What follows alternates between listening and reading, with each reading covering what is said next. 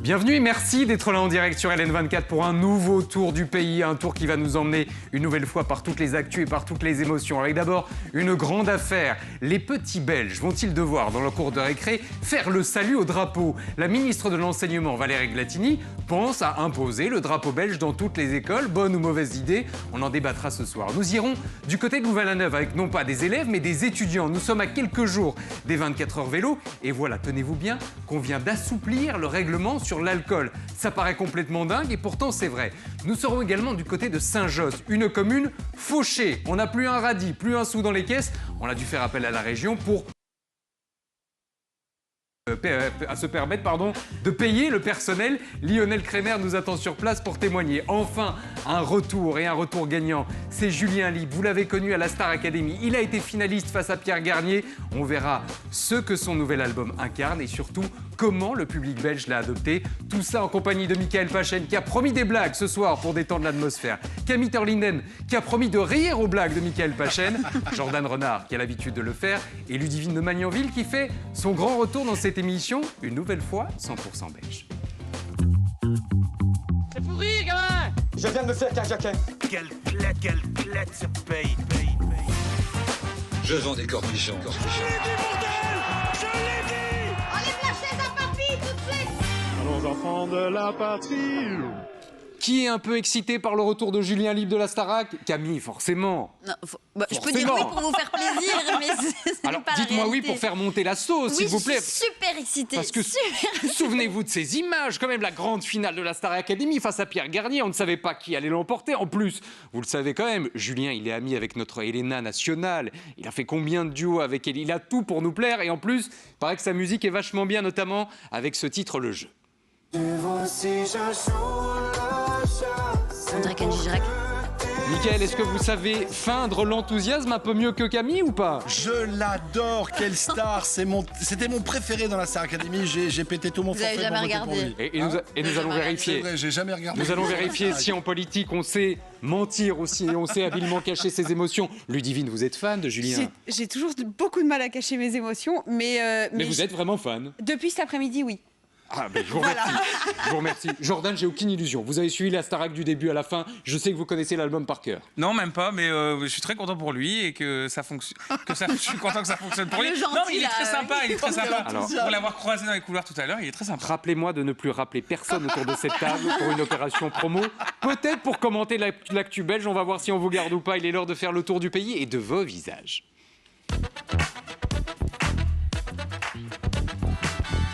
Avec 3 visages à la une ce soir. D'abord celui de Grégory Lenossi, dont on a évidemment beaucoup parlé cet été, puisqu'il s'en était pris à un pédophile présumé. Il reste en prison, oui, mais que devient le fameux pédophile ou présumé pédophile en question? On vous donne des nouvelles ce soir. Lamia, agressée 2 fois en l'espace de quelques jours dans le métro bruxellois, elle pense carrément à quitter la ville. Enfin, Madame Jacquemin, c'est une directrice d'école du côté de Sambreville, adorée par les élèves, adorée par le corps enseignant, mais voilà qu'elle a quelques points de moins qu'une autre candidate ou qu'un autre candidat et qu'elle va devoir quitter la direction de l'école malgré la mobilisation. Démarrons, si vous le voulez bien, avec Grégory Lenossi. Ça avait été l'un des feuilletons de cet été. Cet homme avait voulu se faire justice lui-même face à un présumé agresseur, un présumé pédophile qui avait touché à son beau-fils. Il avait reconnu avoir dépassé les bornes. Je reconnais que frapper quelqu'un, même face à une situation choquante ou révoltante, n'est jamais justifiable légalement. Cependant, je tiens à souligner que mon geste a été commis dans un moment de profond trouble émotionnel. Oui, je reconnais les faits, mais je demande quand même à la justice, au passage, quelques circonstances atténuantes. Je suis prêt à assumer les conséquences de mes actes, tout en demandant au tribunal de prendre en compte le contexte émotionnel et humain dans lequel ils se sont produits. Ah bah pour l'indulgence, c'est encore raté puisque la Chambre du Conseil a décidé de prolonger sa détention d'1 mois. On l'a appris il y a quelques jours. Malgré, il faut bien le dire, le soutien de la population. Il y a des gens qui sont à fond derrière Grégory et qui sont prêts à tout pour ça. Peu importe si ce monsieur-là va en prison, je suis même prête à lui envoyer de l'argent pour qu'il puisse continuer et vivre décemment en prison. Il a tout à fait bien fait parce que la justice belge est beaucoup trop laxe par rapport aux pédophiles. Il reste en prison, c'est la justice qui décide et dans un état de droit, on respecte les décisions de justice. En attendant, il y a Le fameux pédophile agresseur au minimum présumé, Camille, Marc P. Qu'est-ce qui devient entre-temps? Parce qu'on sait qu'il était dans le coma suite aux blessures. Est-ce qu'on a des nouvelles? Il est rentré à la maison, lui? J'ai eu le parquet de Namur au téléphone et en fait la situation est assez floue. Ils disent qu'aux dernières nouvelles, il est toujours aux soins intensifs, donc sa situation reste assez précaire. Mais bon, je rappelle, il avait été condamné en 2020 à 37 mois de prison avec un sursis de 5 ans pour des faits de pédophilie. Il a été libéré sous condition de ne pas s'approcher d'enfants. Il paraît que ça n'a pas du tout été respecté du coup. Mais bon, aux dernières nouvelles, il est toujours en liberté, entre guillemets, mais aux soins intensifs. Oui, on ne connaît pas son état de santé. Non. Ce qui est sûr, c'est qu'il n'est pas en détention au moment où on se parle. C'est la seule certitude qu'on a ce soir. Quoi qu'il arrive, Grégory ne serait pas sorti de prison pour une raison très simple, c'est qu'il avait d'autres sursis sur le dos. Regardez ce que dit la presse aujourd'hui. Il a déjà été condamné à plusieurs reprises. Là, on parle bien de Grégory pour des faits de coups et blessures volontaires, pour trafic de stupéfiants. Il n'avait pas purgé toutes ses peines suite aux différents sursis. Donc, malgré tout, il serait resté en prison. Qu'est-ce que tout ça vous inspire, vous, Ludivine, cette affaire? Vous comprenez quelque part le soutien de la population à l'égard de Grégory? Alors c'est drôle parce que j'étais sur votre plateau quand on en avait parlé cet été. Quand on en avait parlé cet été et j'avais dit que moi je ne comprenais pas et je ne pouvais pas cautionner la violence.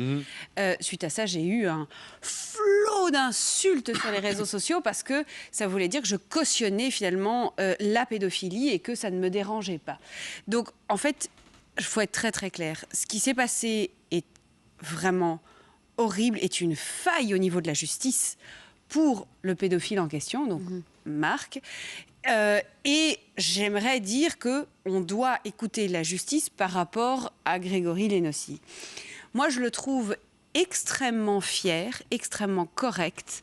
Et j'ai, quand il s'est rendu, j'ai trouvé que c'était un acte finalement qui devait être respecté et applaudi. Il l'a fait avec une forme de dignité et presque de bravoure, en tout cas. Oui. C'est ce qu'on pouvait retenir de tout ça. J'ai fait un acte qui n'était pas bien. J'ai dépassé les lignes, j'ai dépassé un certain nombre de bornes, mais je me rends et je suis prêt à faire face à la justice. C'est peut-être bien qu'on ait des infos de Marc P aussi, parce que peut-être que ça aiderait à équilibrer les choses et que tout le monde ne se dirait pas, tiens, il y en a un qui est puni, pendant ce temps-là, l'autre est en liberté. Le fait de ne pas avoir d'informations, évidemment, ça rajoute du flou et de la confusion. Est-ce que c'est vraiment utile de le garder en prison aussi, pour l'instant? Vous voyez, on va en prison normalement pour protéger les gens qui sont dehors des dangers des gens qui sont en prison. C'est ce que son avocat dit. De toute façon, il ne pourrait plus rencontrer Marc P vu la situation en ce moment. Donc, il n'y a pas de danger. Il est à la prison de Nivelles, Michael, en ce moment. Je sais qu'il y a eu un rapport aujourd'hui, Camille, sur les prisons. Ça va? C'est une prison plus ou moins convenable, potable ou même pas? Comme dans toutes les prisons belges, la prison de Nivelles, elle fait face à une surpopulation carcérale chronique. Et justement, demain, il y a une mobilisation nationale inédite pour justement dénoncer la crise carcérale. Ils m'ont dit, la prison de Nivelles, qu'ils y seront. Ce sera entre 12h30 et 14h30. Le personnel et la direction va sortir. Ils vont se mettre devant les établissements sans slogan, sans banderole, juste en habit de travail pour dénoncer justement ce système qui est à bout de souffle. J'ai regardé des chiffres. Il y a plus de 350 détenus qui dorment à même le sol. Et on a 27 cas en plus, rien qu'en une semaine. Donc c'est vraiment quand même des chiffres gargantuesques. Et combien parmi ces gens-là qui sont en réclusion préventive, entre guillemets, en attente d'être jugés aussi? Ça fait Je trouve qu'il y a un problème. Et dont Grégory Lénossi, qui est en préventive au moment où on se parle, doit-il l'avoir et rester en prison? C'est la vraie question. Le problème, c'est qu'il avait arraché son bracelet, Grégory. Donc évidemment, tout ça ajoute un petit peu de confusion au dossier. Alors, autre visage au cœur de l'actualité belge, c'est celui de Lamia. Lamia, dont vous avez peut-être entendu parler dans la presse aujourd'hui. La capitale lui a consacré carrément une page, parce que figurez-vous qu'une de ses vidéos TikTok, dans laquelle elle raconte les 2 agressions qu'elle a subies coup sur coup dans le métro bruxellois, fait sensation avec des centaines de milliers de vues. Je viens de rentrer chez moi, saine et sauve, et en fait je fais cette vidéo parce que ce qu'on vit c'est vraiment plus possible. C'est lourd, en fait ça nous pèse dans le cœur. Là il vient de m'arriver un truc, vraiment ça fait 2 fois d'affilée et je suis juste choquée en fait. 2 agressions coup sur coup. On vous raconte l'une d'entre elles, elle en parle mieux que personne. Il devait être 22h ou 23h, le métro était presque vide. Un homme complètement alcoolisé ou drogué est venu s'asseoir juste en face de moi, bloquant mes jambes avec les siennes. Je me suis senti piégé. Mais le plus interpellant, c'est la façon dont elle termine en disant « J'adore ma ville, mon pays, mais je ne m'y sens plus en sécurité. Je préfère vivre en banlieue et faire la route tous les jours plutôt que de continuer à prendre le métro et de me sentir en insécurité. Michael, on sait que ce genre de témoignages se multiplient. Est-ce qu'on voit déjà dans la fréquentation du métro bruxellois que de moins en moins de femmes le prennent ou ça ne va pas jusque-là? Très difficile d'avoir des chiffres. J'ai tenté d'appeler le ministère responsable des Transports. Je n'ai pas eu de réponse. Finalement, j'ai eu la STIB qui m'a envoyé un mail quelques minutes avant l'émission pour me préciser qu'au-delà des chiffres qu'ils donnent chaque année et qui sont plutôt en progression depuis le Covid, ce qui est normal, c'est pour ça que c'est difficile de comprendre si vraiment il y a une progression ou pas, il y a quand même une étude qui s'appelle adaptation de comportement, comportement d'évitement, où on demande aux gens leur avis sur le sujet. 7 personnes sur 10, qu'importe le genre, déclarent de ne pas adopter de comportement d'évitement dans les transports. Les hommes sont plus nombreux que les femmes à déclarer éviter de manière générale le réseau. Et les femmes, par contre, sont plus nombreuses que les hommes à déclarer éviter spécifiquement certaines lignes. Donc oui, c'est difficile à certaines heures. Voilà, et à certaines heures. Donc c'est difficile de tirer des conclusions par rapport à ces chiffres qui ne sont pas très très clairs. Et là, c'est les chiffres communiqués par la STIB directement. Oui, je rappelle que tout à l'heure, vous nous raconterez des blagues aussi pour changer un petit peu l'atmosphère de ce plateau, parce qu'on l'a remarqué depuis le début, c'est pas l'actualité la plus réjouissante du monde. Hein. Non, mais tout à l'heure, les enfants de cœur sont de sortie, on vous le promet. En attendant, Lamia, elle demande des choses. Pour elle, mais aussi pour les autres femmes à Bruxelles. On est des centaines de femmes, enfin des milliers de femmes à Bruxelles à vivre ce genre de situation de façon quotidienne. Il est clair que Bruxelles est une ville complètement laissée à l'abandon par nos politiques. On manque de sécurité en tant que femme, on ne se sent pas libre et on ne se sent pas à l'aise dans nos rues. De la présence, oui, on en a déjà beaucoup parlé, mais une femme qui dit « je vais quitter Bruxelles pour aller vivre en périphérie », ça vous inspire quoi, vous, la députée? Moi, je suis hyper fâchée. Je suis hyper fâchée parce que je me demande à quel moment un homme va se sentir en insécurité et se dire si je suis violent vis-à-vis d'une femme, si j'harcèle une femme, si j'agresse une femme, oulala, il va m'arriver ça. À aucun moment, il y a cette espèce de... La prévention, c'est génial, mais de temps en temps, il faut être honnête, c'est trop gentil et ça ne choque pas assez et personne n'a peur. Et en fait, j'aimerais bien que cette peur, elle soit inversée. J'aimerais bien que, moi, pas plus tard qu'hier, j'ai une amie qui devait prendre le métro. Je lui dis, écoute, je te redépose chez moi et tu prends un Uber de chez moi pour rentrer chez toi.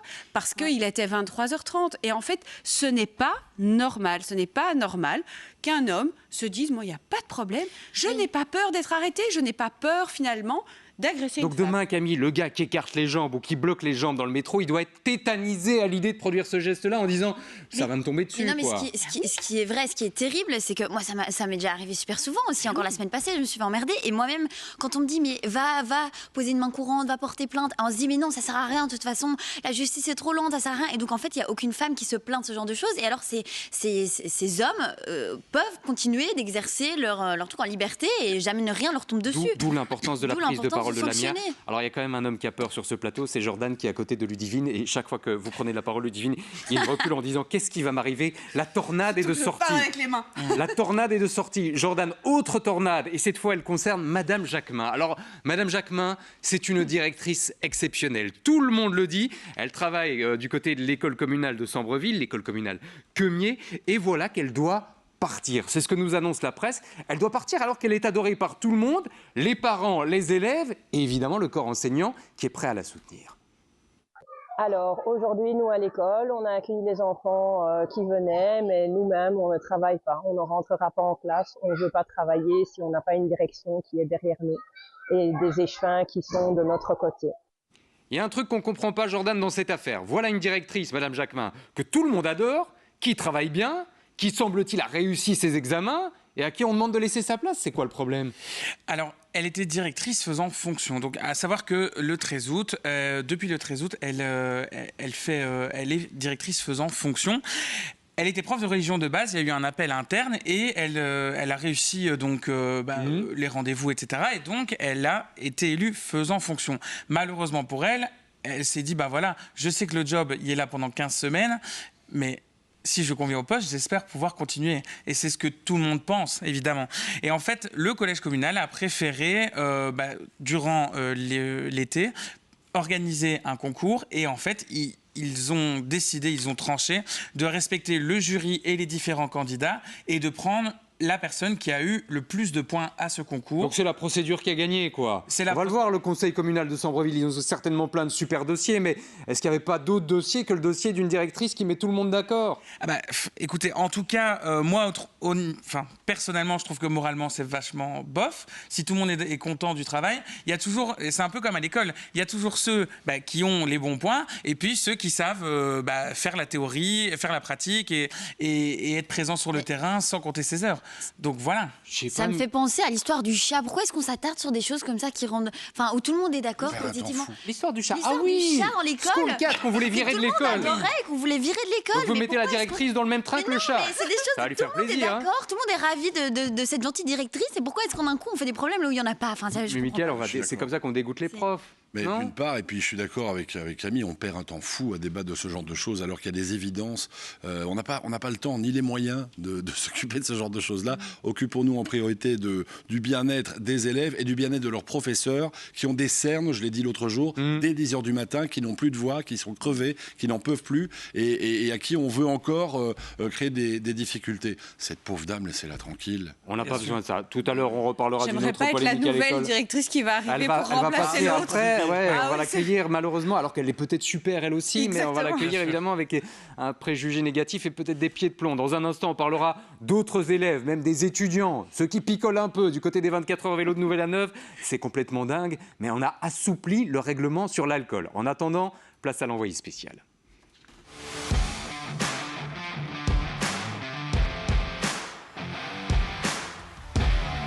Là encore, c'est une histoire de dingue. La commune de Saint-Josse, oui, vous voyez, l'une des 19 communes bruxelloises, et pas n'importe quelle commune, est fauchée. Ils n'ont plus un sou dans les caisses. Ils ne savent pas comment ils vont payer le personnel. Lionel Crémer, vous êtes là-bas sur place, devant la maison communale, et je crois que ça n'a pas été simple de trouver des témoignages aujourd'hui. Quelle est la situation et est-ce qu'on peut rassurer les agents communaux en leur disant « Oui, vous allez recevoir votre salaire ». Bonsoir Thibault, bonsoir à tous. Effectivement, ici, la situation dans la commune de Saint-Josse, elle est assez exceptionnelle. La commune, elle n'avait tout simplement plus assez de liquidités pour payer son personnel ou simplement assurer ses dépenses courantes. Alors concrètement, c'est donc la région bruxelloise qui a dû intervenir et en urgence puisqu'elle a avancé la trésorerie. Mais attention, n'imaginez surtout pas que c'est un cadeau puisque Bernard Clairfailly, le ministre des Pouvoirs locaux, nous l'a dit et il insiste, ce n'est pas un chèque en blanc. Je vous propose de l'écouter. Ce n'est pas une aide, actuellement, c'est juste un crédit. Comme un banquier le ferait, il faudra le rembourser. Mais la commune doit tout de suite prendre des mesures pour se remettre en ordre. Parce que la commune de Saint-Josse est quand même une des communes bruxelloises qui a de fortes recettes fiscales, beaucoup plus que beaucoup d'autres communes. Donc c'est assez étonnant, cette non-tenue correcte des comptes dans la commune de Saint-Josse. Voilà un des comptes que Saint-Josse vient tout juste de remettre et qui présente tout de même un déficit de 3,5 millions d'euros pour l'année 2023 et près de 14 millions d'euros pour l'année 2024. Alors face à ces chiffres, le bourgmestre Émir Kir de la commune n'a pas souhaité donner suite à notre interview, mais on nous a quand même un peu expliqué qu'on avait déjà quelques idées pour pouvoir renflouer les caisses, comme par exemple augmenter certaines redevances, que ce soit la carte d'identité, le passeport, le permis de conduire. Aujourd'hui, même un changement d'adresse pourrait coûter 8 euros. Alors vous l'aurez compris, la commune aujourd'hui, avec ce prêt, elle peut respirer, mais elle va devoir prouver rapidement et durablement qu'elle peut gérer ses finances. Merci Lionel, si vous avez une petite pièce sur vous, un petit billet, n'hésitez pas à aller le déposer du côté de la maison communale qui se trouve juste derrière vous. Il n'y a pas de petits dons, franchement en ce moment tous les gestes sont les bienvenus. 50 cents, allez tenez. Allez-y, franchement donnez tout, si vous voulez bien Lionel. C'est un Viva Force Saint-Josse. Viva Force Saint-Josse, c'est parti. En attendant, Viva Force Pays dont on va faire le tour maintenant.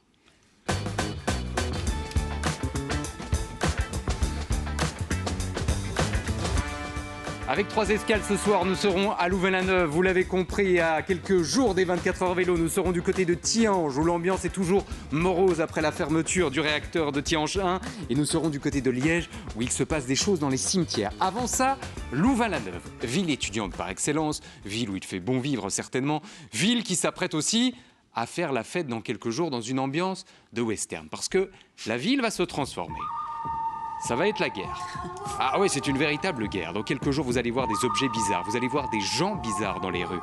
Des gens parfois légèrement alcoolisés. Et ça ne va pas s'arranger, puisque voilà ce qu'on apprend dans la presse. Nouveau règlement concernant l'alcool, avec, tenez-vous bien, ces propos qui nous ont interpellés. Cette année, ces dernières années, parmi les boissons alcoolisées, seules les bières et les bières spéciales sans alcool étaient autorisées. Mais désormais, l'ordonnance stipule qu'il est interdit de vendre et de détenir, de servir ou de consommer des boissons alcoolisées, sauf les boissons alcoolisées fermentées ou distillées tirant à un taux d'alcool inférieur à 15%. En gros, on a élargi la gamme d'alcool que vous allez pouvoir consommer. Michael, je sais que vous avez passé votre journée au téléphone avec des médecins, des alcoologues. En tout cas, vous avez essayé de les joindre. Oui. Ils trouvent que c'est une super idée ou on marche sur la tête? D'abord, c'est vrai que j'ai pas arrêté de passer un coup de fil à tel point que je les ai saoulés. Très bien. Justement, non, ils sont très, très, très mécontents de ce qu'ils apprennent là. Il y en a qui étaient surpris. Alors, figurez-vous que c'est un hasard, mais aujourd'hui, pas mal d'addictologues étaient en colloque, figurez-vous, tous ensemble à Bruxelles pour notamment évoquer ce genre de sujet. Alors, il y a un médecin qui m'a dit, c'est quand même ahurissant parce que l'alcool en Belgique, ça coûte à peu près 5 milliards à l'État. Il faut savoir, grosso modo, entre les soins, les interventions urgentes, comme ça peut être le cas sur les 24 heures, par exemple, ça représente globalement cette enveloppe-là. Ensuite, un alcool comme celui-là, à 15%, c'est une plus forte concentration d'alcool dans moins de liquide. Donc, ça veut dire que ça attaque plus vite le cerveau et que ça met dans un état d'ébriété plus rapidement. Et comme il y a moins de liquide, on a envie d'en boire plus, parce que le cerveau, il n'est pas suffisamment à satiété. Une bière, ça vous rafraîchit. Un alcool à 15%, ça vous rafraîchit pas et ça vous donne envie d'en boire davantage. C'est dommage parce qu'à Louvain-la-Neuve, l'année dernière, ils avaient installé des pompes à eau. À mon avis, elles vont rester. Mais ça, c'est complètement à rebours de ce qu'ils avaient installé ces dernières années. Et c'est complètement à rebours de tout ce qu'on fait pour prévenir la consommation d'alcool chez les jeunes. Aujourd'hui, on a plus de 16 ans, on peut boire de l'alcool. Il y a des médecins qui m'ont dit, honnêtement, il faudrait interdire l'alcool avant 24 ans. C'est vous dire si ils tirent la sonnette d'alarme. Donc jusqu'à la sortie de l'UNIF, on interdit l'alcool. Ça, c'est la théorie d'après les médecins. Inutile de vous dire qu'on fait marche arrière sur ce coup-là. Et alors, le plus dingue, avant de vous entendre, Ludivine, Jordan et Camille, le plus dingue dans cette histoire, c'est l'explication. Parce qu'on est quand même tombé là-dessus. Pourquoi est-ce que subitement ils changent les règles? Tenez-vous bien, petite indiscrétion de la DH. Pourquoi ce changement? Parce qu'un sponsor produisant une boisson fermentée titrant à a rencontré les autorités communales pour faire valoir ses arguments et est autorisé sur l'événement. Attendez, Ludivine, je sais que vous êtes dans l'ORECA et que vous pouvez aussi à un moment donné défendre les plaisirs de la fête, mais là, un sponsor qui vient changer les règles du jeu, il y a un truc qui va pas, non? Fallait pas l'accepter. Fallait pas que la commune accepte ce sponsor qui vend de l'alcool. Oui, mais des sous. Voilà, tout est une question d'argent. C'est-à-dire que à ce moment-là, la commune devait dire non, désolé, je ne veux pas de vos sous. Et puis on fera sans alcool avec du soda. Jordan, Camille, est-ce qu'en guise de protestation, vous pouvez vous engager pendant les 24 heures vélo à ne boire que de l'eau? Non. Non, ok, c'est raté de ce côté-là. Mais moi, j'ai participé à plusieurs éditions. Ça se voit. Et ça me choquait comme des enfants, mais des enfants, des très jeunes âges, ils ne connaissaient pas leurs limites et à quel point ils étaient dans des états mais pitoyables, allongés sur le sol. Et je trouve qu'à ce genre d'événement, c'est bien, c'est trop chouette, c'est la fête, c'est trop bien, mais il n'y a pas assez de prévention aussi sur les risques de consommation extrême d'alcool. Que les 24 heures vélo amènent aussi des beaucoup plus jeunes qui viennent des écoles du coin. Il n'y a pas seulement les étudiants universitaires. Autre escale, ce soir, nous allons du côté de Tihange. Tihange qui fait l'actualité depuis plus de 24 heures maintenant, puisque vous le savez, hier à minuit, on a fermé le fameux réacteur de Tihange. Et l'opposition vient de partout, des activistes pro-nucléaires qui ont fait ceci la veille, Don't stop, je sais pas quoi là, Don't stop Mino, ne m'arrêtez pas sur le réacteur, ils l'ont projeté. Il risque d'ailleurs peut-être quelques ennuis au passage. Du côté de la ville de Huy, on était contre aussi, la preuve, on a fait passer un avis le jour même pour protester contre cette décision. Et souvenez-vous, hier, le bourgmestre Christophe Collignon était face à nos caméras en disant « j'ai des solutions, mais c'est quand même pas la guindaille ». Alors aussi est préparé depuis un certain nombre d'années de différentes manières. D'abord en positionnant la ville autrement, en faisant des investissements pour restructurer la ville.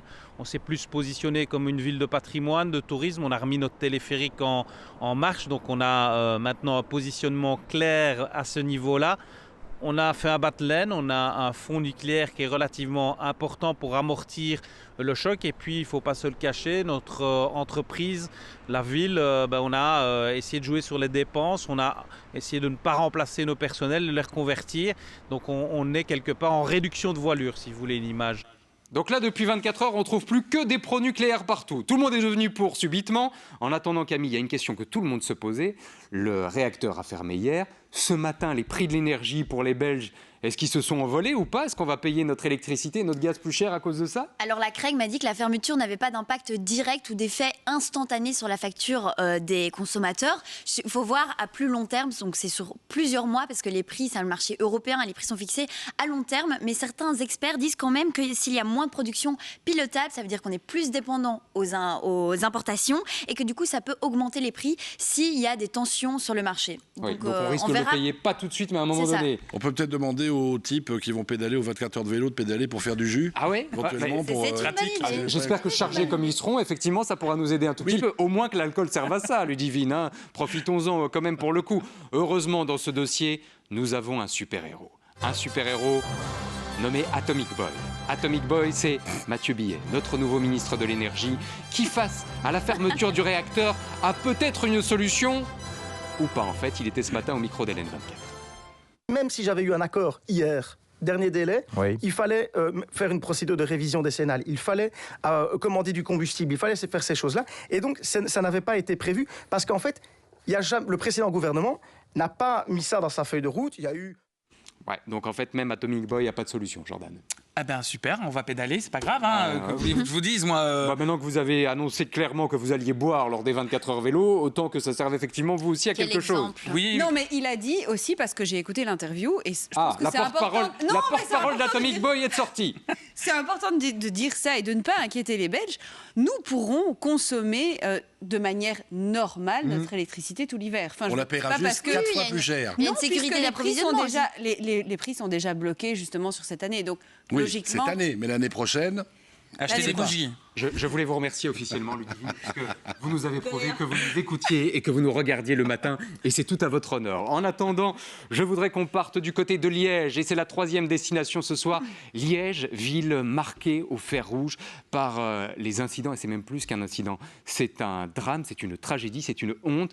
La tombe de Jean Gol, qui, souvenez-vous, il y a quelques jours, avait été vandalisée. Et ben voilà qu'un conseiller communal, Pascal Rodens, a soulevé cette question en disant, bah tiens, vu ce qui se passe dans nos cimetières en ce moment, est-ce qu'on ne devrait pas prendre une initiative? Et voilà ce qu'il propose, de mettre des caméras de surveillance un petit peu partout dans les cimetières du côté de Liège pour éviter que cela ne se reproduise. Jordan, vous avez fait le tour du pays. Est-ce que les caméras de surveillance dans les cimetières, c'est quelque chose d'habituel ou ça n'existe nulle part? En tout cas, rien n'oblige les pouvoirs locaux à en installer. C'est vraiment eux qui décident, donc le collège communal.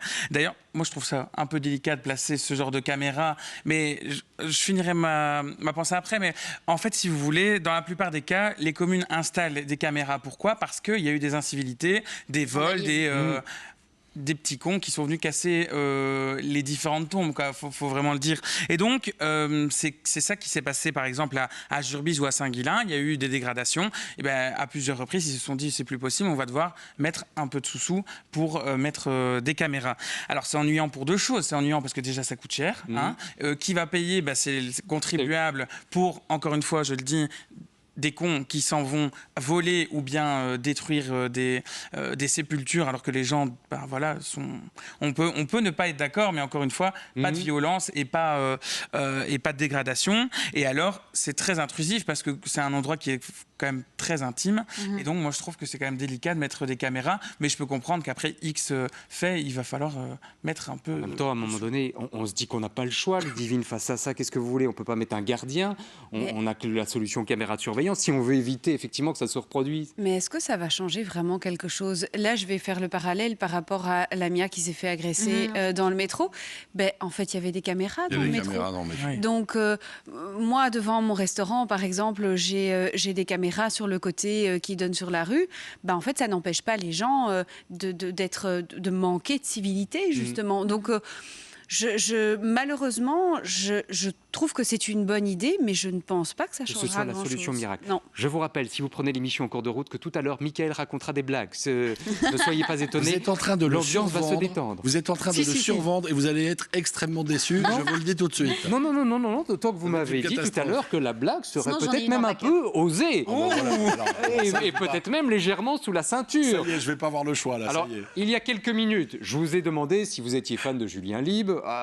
vous avez eu quelques minutes pour réfléchir. Est-ce que depuis vous êtes devenu fan? Oui, moi je l'aime bien. Ludivine, vous êtes devenu fan? Ah, moi, Oui. tous mes collègues l'adorent. Oui. Donc Camille, je suis sous le charme, mais sous le charme. Mickaël, fan de la première heure. Mon artiste préféré depuis sa naissance. Vous savez quoi, ça tombe bien. Il vient nous voir dans un instant. Julien, finaliste de la Starac, face à Pierre, ami d'Elena, de Lénie et de tous les autres. Il sort un album qui cartonne déjà et il est ici dans 100% Belge. À tout de suite.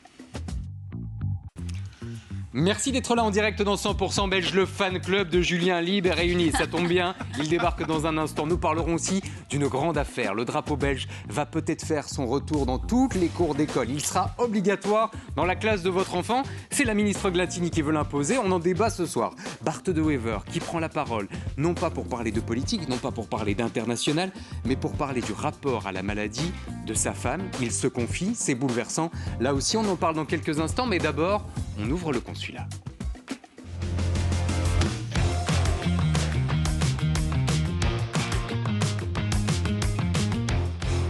Il était membre de la meilleure promotion de la Star Academy. Julien a même été jusqu'en finale. Certes, il a côtoyé Elena, mais il a surtout affronté Pierre Garnier en finale.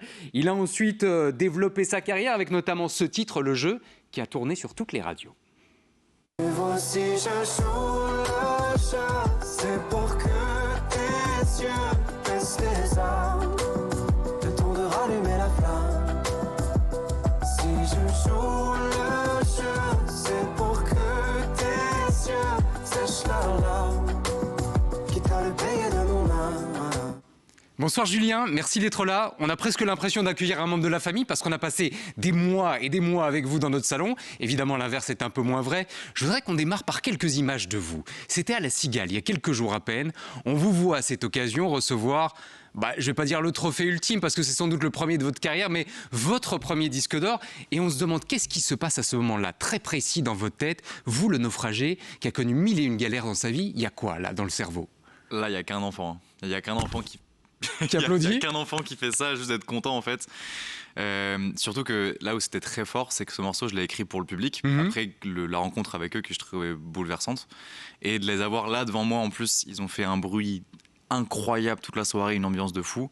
Et de les avoir là devant moi et de pouvoir leur dédier aussi cette réussite qu'est la nôtre, vraiment, celle du public et moi, quoi, et de mon équipe, c'était trop beau. Parce qu'on voulait presque faire, vous connaissez la tentation, faire les psychologues de comptoir en se disant, forcément, il y a des images du passé qui doivent revenir, il y a des images familiales aussi.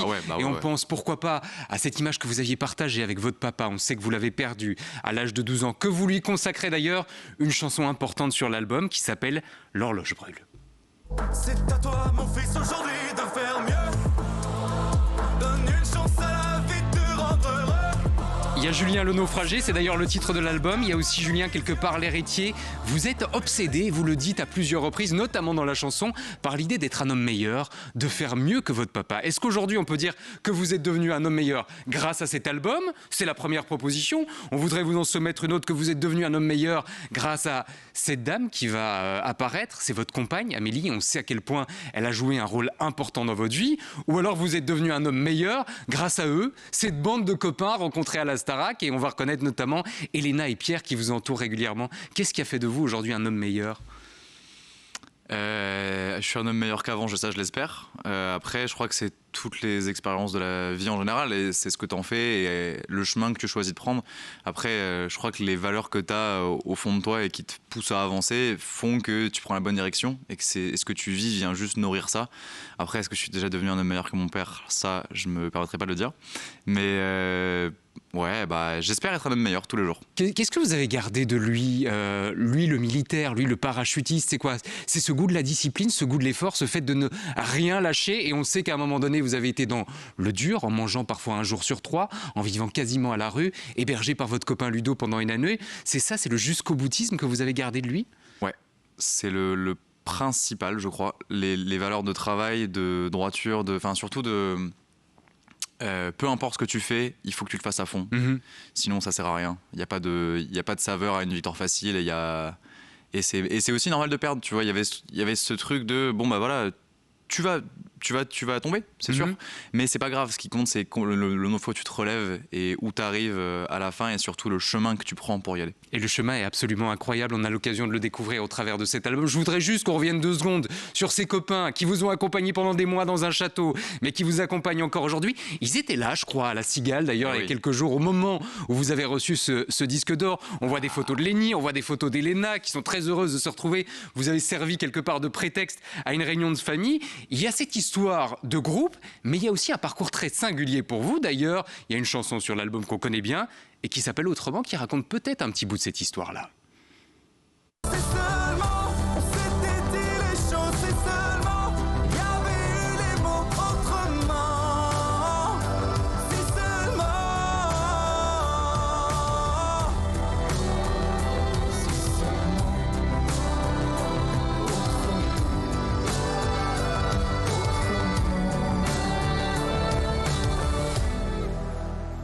Alors soyons tout à fait honnêtes, la chanson raconte d'abord la difficulté de verbaliser dans une histoire d'amour et de faire sortir ses émotions, mais je garde le titre Autrement parce qu'il raconte aussi quelque chose de votre parcours. Vous n'avez pas forcément suivi dès le départ les traces de Pierre, les traces d'Elena, et vous l'avez dit, hein, j'étais content d'avancer à mon rythme et d'être libre dans ce que je faisais. C'est aujourd'hui ça le secret de la réussite de Julien, c'est de ne pas avoir voulu copier les autres finalement ? Je crois que là où je suis heureux d'être là où je suis, c'est que en effet j'ai pu avoir le champ libre sur tout, que j'ai composé mon équipe avec mon manager, on a tout fait ensemble, j'ai pris mes potes aussi, notamment Ludo dont on parlait avant, j'ai pu vraiment avoir carte blanche et créativement et dans le pro de manière générale, les gens de qui je m'entourais, un peu tout. Alors ça fait beaucoup de boulot parce que du coup on s'occupe de chaque partie, alors bien sûr on délègue évidemment, mais on est sur chaque partie de sa carrière. Mais c'est trop beau parce que du coup, on sait pourquoi on le fait, on sait comment on le fait. En effet, je suis content de là où j'en suis pour le coup. Je dois quand même vous poser une question, presque la question qui fâche, les yeux dans les yeux ce soir. Et on va remonter quasiment 2 ans en arrière maintenant, si vous le voulez bien. Nous sommes le soir de la finale. Il y a ces images qui vous opposent à votre copain Pierre. Est-ce que sincèrement, vous l'avez dit à plusieurs reprises, je suis très heureux qu'il ait gagné et j'aurais pas voulu gagner et connaître le même parcours. Mais honnêtement, si on se remet à ce moment-là, vous auriez pas voulu soulever le trophée? Vraiment? Là maintenant, j'ai un autre regard sur ça. À ce moment-là, oui, parce que j'étais vraiment... Il y avait un peu le jeune homme qui disait j'ai peur parce que j'ai peur des contrats, parce que j'ai peur de ce monde dans lequel j'arrive. Donc à ce moment-là, oui, vraiment, je voulais pas gagner. En vrai, avec le recul, je me rends compte qu'une victoire, c'est une victoire. Enfin, tu vois, ça reste... vous voyez, ça reste quelque chose quand même de magnifique, et quand je vois ce qui arrive à Pierre, c'est juste dingue, quoi. Donc si, pour le coup, évidemment qu'il aurait mieux valu que je gagne. À ce moment-là, par contre, je pensais vraiment que non, c'est très bien comme ça. Je suis quand même très content de mon parcours et de là où j'en suis. Mais c'est vrai que dans tous les cas, oui, il vaut mieux gagner pour le coup. Et il y a un truc que les autres n'ont pas, ni Pierre, ni Elena, ni Lénie, c'est un duo avec soprano, s'il vous plaît. Quand tout va pas, la lumière revient toujours après ça. Ça va, entre parenthèses quand même, chanson exceptionnelle qu'on retrouve sur l'album, et vous avez réussi à le séduire finalement par le talent et par cette chanson. Je crois qu'il a tout de suite mordu à l'hameçon. Est-ce que c'est quand même comme un tampon de la Poste, un duo avec soprano en disant « ça y est, cette fois, j'ai le boss qui est avec moi, je suis dans la cour des grands ». C'est un tampon pour le gosse que j'étais, qui écoutait les psychiatres et les Cités d'Or, qui a pété un plomb sur un paquet de morceaux solo de Sopra et de tous ses projets.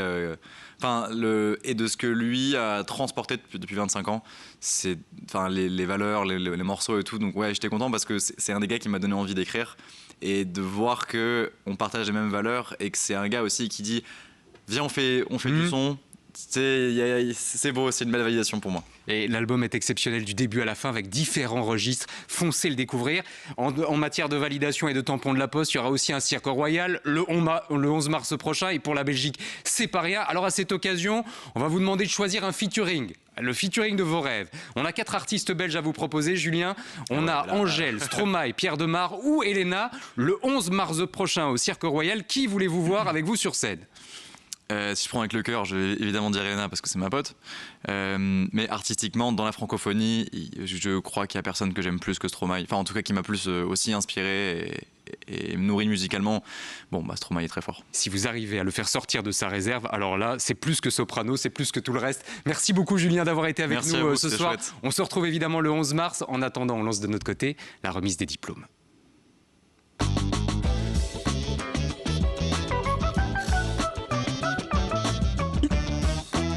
suis heureux, hein, parce que j'ai vu le regard de Jordan si lumineux pendant quelques minutes. Voir votre idole comme ça, à distance, ça vous a fait quelque chose, hein, je le vois bien. Non, mais en blague, mais sérieusement, le mec, il est hyper sympa, il fait de la bonne musique, il est proche de ses fans. Franchement, bravo. Parce que il est cool, il a des chemises ouvertes comme vous. Ouais, il c'est vrai. vit avec son temps, quoi. Il a une très belle veste. D'ailleurs, s'il peut m'envoyer la ref, je veux bien. Vous êtes un peu notre Julien Libre, nous. En attendant, place à la remise des diplômes et on va changer de registre. Bart de Wever. Bart de Wever qui fait l'actualité une nouvelle fois pour des raisons très personnelles. Vous savez que sa femme s'est livrée sur ses problèmes de santé, son anorexie, on vous en avait parlé ici. C'est dire à quel point ces images d'elle, où on la voit avec des spaghettis à la main, sont quelque part contre-intuitives par rapport à son histoire. Elle a révélé tout ça dans un livre qui est sorti il y a de ça quelques jours. On n'avait pas encore entendu la réaction du Premier ministre à ce propos. Et voilà que lui aussi se livre. Il le dit, il nous arrivait de nous coucher sans être sûr qu'elle se réveillerait le lendemain. Une maladie physique comme un cancer, c'est clair pour tout le monde, mais un trouble alimentaire, c'est dans la tête. Le réflexe est alors de dire, il suffit de prendre la bonne décision et de changer de comportement. Évidemment, ce n'est pas si simple. Camille, vous étiez vous-même sur ce plateau livré sur cette question en disant, moi aussi, ça m'a touché à un moment donné de ma vie. Est-ce que le rôle de l'entourage et le rôle du mari, ici en l'occurrence, est primordial pour guérir? Oui, l'entourage joue un rôle vraiment essentiel, décisif, mais malheureusement, il ne peut pas sauver le patient, il ne peut pas le forcer à manger, le forcer à guérir, mais il joue un rôle vraiment très important. Il doit être là pour soutenir de manière bienveillante, sans mettre de pression, sans émettre de jugement qui pourrait accentuer la culpabilité. Mais clairement, il faut accompagner, il faut être là en soutien, il faut peut-être essayer d'ouvrir les yeux sur le fait d'à quel point c'est important d'aller consulter. Donc oui, c'est important que la personne ne se sente pas toute seule, mais clairement, le déclic doit venir du patient lui-même. Alors, on peut montrer peut-être quelques images de Bart de Wever, quelques images récentes, parce qu'on a beaucoup parlé du changement du Premier ministre. Ça, c'est évidemment sa femme, Verle, mais lui aussi, quelque part, a changé, somme toute. C'est ce que certains disent. Le nouveau Bart de Wever, celui qui est plus posé, plus calme, vous pensez que c'est dû à son histoire personnelle, Ludivine ? Moi, je m'interroge toujours à est-ce qu'on peut avoir une empathie variable en fonction de la fonction occupée au poste ou pas. Parce que moi, j'ai entendu, par exemple, cet été, beaucoup de personnes dire « il nous expose ses vacances, c'est quand même assez scandaleux ». Mais en fait, il était peut-être heureux de ses vacances. Il était peut-être justement dans un moment, dans une pause familiale qui lui était nécessaire et qui était nécessaire pour sa famille. Après coup, c'est vrai que je ne peux pas m'empêcher de penser à ça. Mais est-ce qu'on doit avoir de l'empathie pour quelqu'un qui est censé nous représenter finalement 365 jours par an vis-à-vis de ce qui se passe dans sa famille? C'est toujours... moi, j'ai toujours un peu de mal à juger ça. Ah, vous pensez qu'on a plus d'empathie pour lui parce qu'il traverse cette épreuve? Ou justement, pas du tout. Je pense qu'on a facilement une empathie variable en fonction de sa position. Faisons le test. Faisons le test très rapidement. Jordan, est-ce que vous trouvez Bart de Wever plus sympathique depuis que vous connaissez son histoire et l'histoire de sa femme? Non, pas forcément. Pas forcément. Vous, Michael? Mais pas forcément, mais son rôle n'est plus le même que celui pour lequel on l'a connu aussi. Donc forcément, son comportement à lui a certainement changé parce qu'aujourd'hui, il s'occupe de toute la Belgique, alors qu'avant, il avait d'autres rôles dans sa ville ou dans sa région qui n'avaient rien à voir avec le rôle si je vous comprends bien autour de la table, c'est pas forcément cette histoire-là qu'il a changé en tant que Premier ministre. Ce que je trouve dommage, c'est d'assembler, de passer du coq à l'âne, parce qu'on parle de son histoire, voilà, c'est terrible ce qui se passe dans son couple, c'est terrible ce qui arrive à son épouse, c'est vraiment grave. Et il y a des gens son épouse et sa fille. Son épouse et sa fille. Sa fille qui s'en est sortie. Elle est passée par là, mais aujourd'hui elle s'en est sortie, ce qui n'est pas le cas de sa femme qui se bat encore. Mais directement, quand on parle de ça, les gens ils disent non mais de toute façon il fait n'importe quoi avec le pays, et en fait il mélange tout, et je trouve qu'on peut pas, on doit discerner ces deux choses. C'est une grande soupe, Jordan. Mais attention aussi que Bart de Wever a aussi perdu énormément de poids, donc comparé à il y a quelques années. Mais au quotidien, ça doit être super dur. Oui, c'est bien pas sûr. forcément qu'il est touché par la maladie. Tout à fait. Mais pas pour les mêmes raisons. Et oui, mais alors, est-ce que aussi la famille se dit pas, est-ce que les deux histoires ne sont pas télescopées? C'est évidemment une question que beaucoup ont en tête et que eux seuls peuvent donner et livrer. En attendant, autre visage au cœur de cette remise des diplômes. Et là, on va de nouveau parler chanson. Oui, avec Elisabeth de Gries. Ça peut vous paraître surprenant. C'est la ministre-présidente de la Fédération Wallonie-Bruxelles. On parle beaucoup d'elle dans cette émission. Et voilà que peut-être elle nous invite à boycotter l'Eurovision. Voilà ce qu'elle a déclaré. Elle trouve que ce serait un geste fort, symbolique de la part de la RTBF de ne pas aller à l'Eurovision. Elle nous privera peut-être cette année de ces images-là.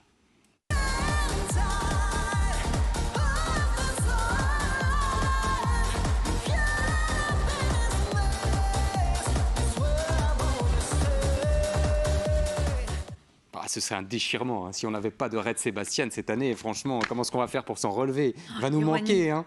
Oui. Oui. Non, mais... On est des très mauvais comédiens. Non, mais sérieusement, voilà, il en faut pour tous les goûts. Vous savez que vous avez le droit d'être honnête parfois dans cette émission et de dire ce que vous pensez vraiment, Jordan. Vous pouvez dire, je n'aimais pas cette chanson, elle était vraiment indigne et dégueulasse. Non, c'est pas vrai. J'aime juste pas le rouge, forcément. Voilà, je trouve que le look est un... Le look, les cheveux. Il faut qu'ils s'appellent Blue Sébastien. En attendant, non, même pas. Et on vous livrera peut-être des infos dans un instant, mais il y en a un qui a des infos, c'est Mickaël, parce que Mickaël, vous travaillez à la RTBF, à la radio, sur Vivacité. Est-ce que vous avez des infos sur la position que la RTBF va adopter? Est-ce qu'elle va, oui ou non, boycotter? Qu'est-ce qui se murmure et quelle est un peu la position là-bas? Et mon devoir de réserve, Thibaut. C'est pour ça que je vous mets dans une position inconfortable, je m'en rends bien compte. Vous avez combien sur vous, J'ai tout donné à Lionel pour la commune de Saint-Josse tout à l'heure. Pas grand-chose. Plus sérieusement, en ce moment, la RTBF continue les préparatifs, puisqu'il s'agit de sélectionner un candidat ou une candidate qui va aussi nous représenter. Et donc, forcément, les préparatifs continuent.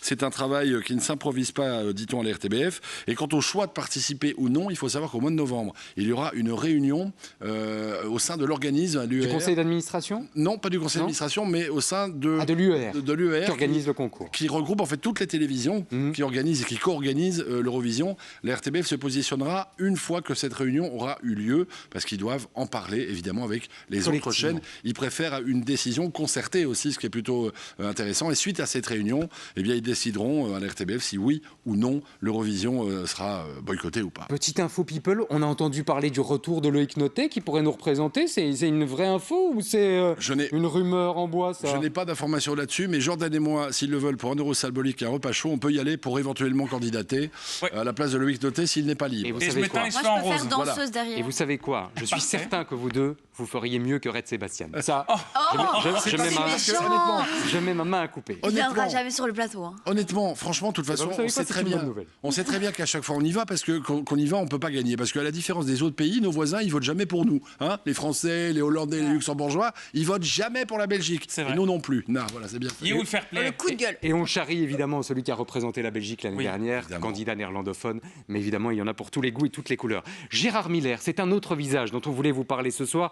Vous le savez, il a été placé en garde à vue depuis hier. Lui qui a été accusé de viol et d'agression sexuelle par des dizaines et des dizaines de femmes qui ont toutes témoigné sur un mode opératoire qui, semble-t-il, était à chaque fois identique.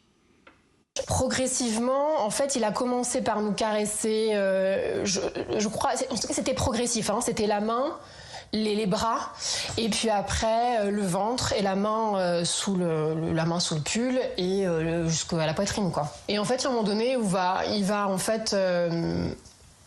je sais plus s'il se tourne sur moi, en tout cas, je me souviens très bien de la sensation, c'est vraiment sa langue dans ma bouche, de manière extrêmement soudaine. C'est une star dont on parle, une star que les Français ont regardée, que les Belges ont regardée et parfois sans doute aimée à l'époque. Est-ce qu'on sait si parmi ces victimes, il y a des Belges, Jordan, ou pas? Victimes présumées, évidemment. Écoutez, on n'en sait trop rien pour l'instant. Moi, ce que je veux dire, c'est que ce soit des Françaises, des Belges ou des Allemandes... votre dégoût est pareil. Le dégoût est pareil. Moi, franchement, ça me fait vomir, profiter de personnes qui sont en somnambule ou en tout cas sous hypnose pour assouvir les besoins d'un psychopathe. C'est flippant. C'est vraiment flippant, quoi. Il y a des tarés partout, c'est horrible. Non, mais en fait, c'est un gros dégueulasse. Hein. Enfin, si jamais il est... Attention, il est présumé innocent. Oui, voilà, j'allais justement le dire. Si attention. jamais toutes les accusations... je veux dire, à un moment donné, le nombre d'accusations... Oui, quand il y a des dizaines et des dizaines de témoignages, effectivement, il y a ce qu'on appelle le faisceau de présomption. Oui. Ludivine, on parlait tout à l'heure du métro, mais là, on est encore dans une autre dimension. Si de nouveau les faits se confirment. Mais c'est encore finalement la non-inquiétude que peut avoir le genre. Alors, désolé, mais la plupart du temps, c'est le genre masculin, faut pouvoir le dire. C'est, voilà, je fais ce que je veux, parce que de toute façon, je ne peux pas être inquiétée ou je ne le serai pas, et donc je le fais comme ce que j'ai envie, et j'ai envie de profiter finalement, soit de ma supériorité, entre guillemets, d'État par rapport à sa victime, soit justement se dire en fait je fais ce que je veux. D'où l'importance de décisions de justice, oui. et c'est pour ça que ce dossier va être suivi de très près. Vous voulez rajouter une chose, Jordan? Mais moi, je ne peux pas imaginer que le gars ne se soit pas dit je risque quelque chose. Enfin, je veux dire, c'est évident qu'il risque quelque chose, et je le souhaite. Mais alors, c'est pareil pour le Squarnex, c'est pareil parce pour... que c'est des grands malades. Oui, mais parce qu'il s'est dit que de toute façon, il était au-dessus de tout. C'est des gens qui sont malades. Hein. Alors, je vous avais promis, pour détendre l'atmosphère, et il est 18h50, il est plus que temps de faire appel au maître des enfants de cœur, Michael Pachen. Tous les dimanches, vous le retrouvez en radio avec les enfants de cœur. C'est un rendez-vous ultra prisé. C'est le moment de détendre l'atmosphère. Trouvez-nous une blague. Je ne sais pas quoi. Qu'est-ce que vous avez sous le coude? Moi, je présente l'émission. Moi, je raconte pas des blagues. Si, vous en avez entendu. Vous voulez vraiment que je vous raconte une blague de fesses après ce dont on vient de parler? Vous trouvez que c'est adapté? Alors, peut-être pas. On va prendre le temps de la pause, si vous le voulez bien. Oui, s'il vous plaît. Réfléchissez à une blague. Vous allez avoir 1 minute 30 montre en main, mais il revient, c'est promis, avec une blague. Et puis, la grande affaire. Faut-il, oui ou non, des drapeaux belges dans nos écoles? A tout de suite, c'est dans 100% belge. Vous avez eu le temps de réfléchir pour la blague ou pas? Vous êtes décidé? C'est une blague que m'a raconté Christophe Bourdon. Comme ça, si vous devez attaquer quelqu'un sur les réseaux sociaux, vous allez chez lui directement. Donc c'est une vieille dame qui rentre dans un sex shop et elle est un petit peu tremblante comme ça. Et elle va voir le vendeur et lui dit bonjour monsieur, c'est bien vous qui vendez le Womanizer X14 2004 avec contrôle de recul et chenillard? Et le vendeur dit oui, pourquoi? Comment on l'arrête? Voilà. Écoutez, ça vous apprendra. C'était court, mais c'était bien. Vous l'aurez voulu. Vraiment. On va enchaîner avec la grande affaire. S'il vous plaît, discrètement, si vous le voulez bien. Avec ça. Envoyez le jingle, s'il vous plaît.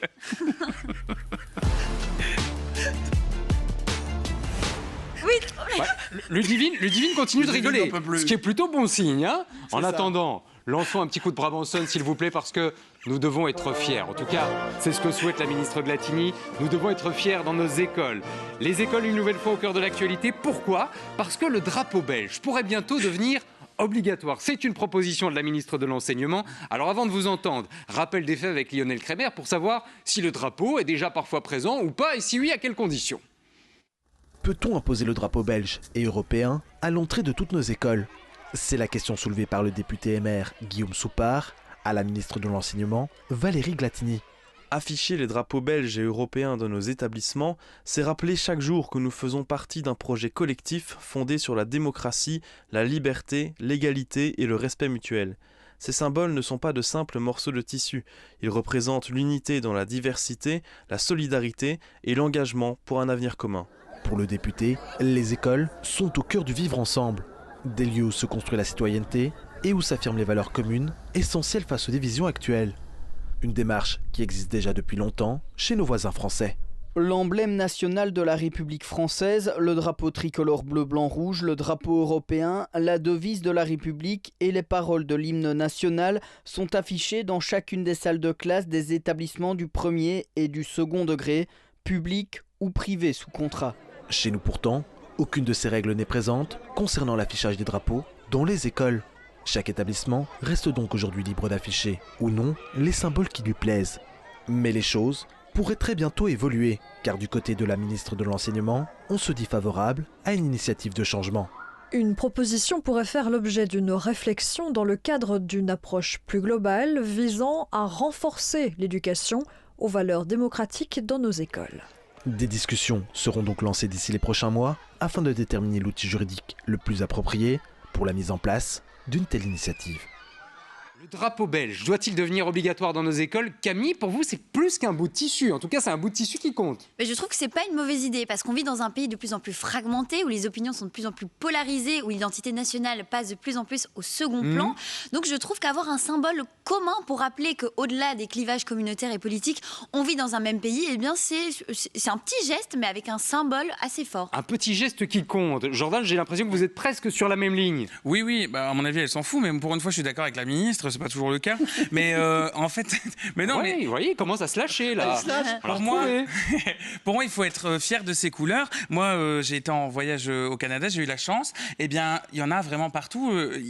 Ils sont fiers de leurs couleurs, ils veulent le montrer. C'est devant les administrations communales. Déjà, moi, je trouve que ça aurait déjà dû être fait depuis longtemps. Alors, c'est une belgo-française, une franco-belge, qui est aussi fière de la Belgique. Vous, Ludivine? Ah mais moi je suis super fière. Moi quand il y a un match des Diables Rouges, on le sait tout de suite, je suis habillée en noir, jaune, rouge. Donc pour le drapeau à l'école. Donc autant dire que j'ai aucun problème avec le drapeau. Et s'il y a Belgique-France, et quand il y a France-Belgique, oui. Ah pour la Belgique. Joker. Ah yes. Ah non, pas de joker. Très simple. Ah, oui, très bien. oui, oui. Écoutez, l'affaire est réglée plus rapidement que prévu. Donc pour le drapeau belge dans les écoles. Ah moi oui. Je trouve que en fait on n'a pas à avoir honte de notre drapeau. Il faut l'afficher fièrement et pourtant je suis pas du tout du genre conservatrice. Donc mais j'en suis fière. Et on rassure les parents, ça veut pas dire qu'il faudra chanter et Non. faire le lever du drapeau tous les matins. Ah non, ça, c'est Mickaël, différent. je vous sens peut-être moins enthousiaste, mais pas contraire. Non, ça peut pas faire de mal. Après, moi, j'ai l'impression que les Belges sont fiers d'être Belges. Et quand on peut souligner le fait qu'on est Belge, on le fait à chaque fois. La preuve, votre émission s'appelle 100% Belge. Par exemple, à chaque fois je trouve que le mot belge, il revient souvent comme un mot de fierté que les Belges mettent en avant pour dire on est content, on est fiers d'être Belge. Peut-être parce qu'on a aussi un petit peu tendance à se sous-estimer par rapport aux pays qui nous entourent. On a bien tort. Donc, si ça peut donner un coup de pouce aux gamins pour, une fois de plus, être fiers d'être Belge, pourquoi pas? Bah écoutez, le drapeau semble validé à l'unanimité, même si on a compris que Jordan n'était pas d'accord avec la ministre surtout, mais vous avez décidé de chercher les problèmes, vous, ce soir. Hein Non, mais pas du tout. Mais c'est vrai, il faut être fier, Et alors, on va même mettre un uniforme noir, jaune, rouge pour tous les élèves. Non, je rigole. Quelle horreur. L'uniforme, Je on va quand même... t'assure que pour pouvoir m'habiller comme ça ne va pas facilement. On va y réfléchir 2 secondes à l'uniforme. Place à l'info de dernière minute. Info de dernière minute qui nous ramène du côté de l'aéroport de Zaventem dont on vous a beaucoup parlé cette semaine. Vous savez qu'on a évoqué le fait qu'il y avait évidemment des contrôles très sévères quand vous prenez l'avion. Oui, mais que quelques mètres après ces contrôles, il y avait apparemment des couteaux en libre service, y compris des couteaux à steak, qui peuvent être évidemment particulièrement inquiétants pour certaines personnes.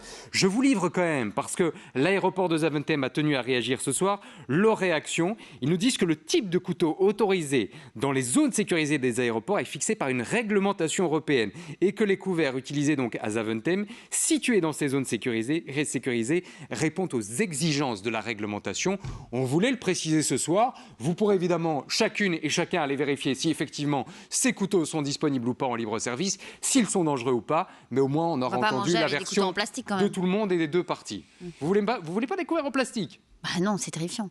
Comment on coupe un steak avec des couverts en Vous plastique? couperez votre steak avec une cuillère. Voilà, débrouillez-vous. Je reconnais Camille. Vous allez très mâcher. Je reconnais votre côté princesse, ça ne m'étonne pas. Mais vous êtes toujours la bienvenue, ma chère princesse, dans cette émission.